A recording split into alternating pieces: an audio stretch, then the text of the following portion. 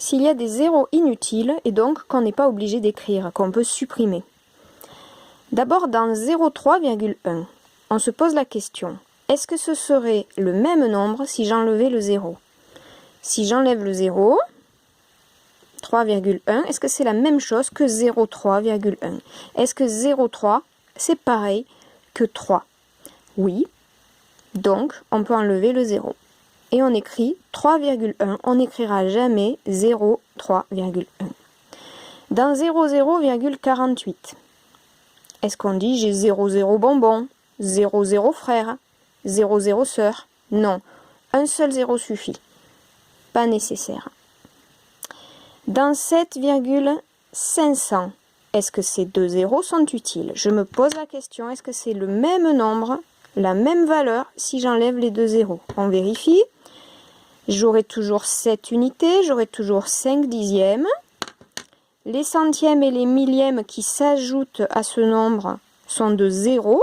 Donc, est-ce que c'est nécessaire de faire plus ce 0 et plus ce 0? Non, c'est la même chose. 7,5, c'est pareil que 7,500 et c'est aussi pareil que 7,50. Pas nécessaire. Dernier exemple, 31,002. Je me pose la question, est-ce que ce serait la même chose, la même valeur, si j'enlevais ces deux zéros? 31 sera la même chose.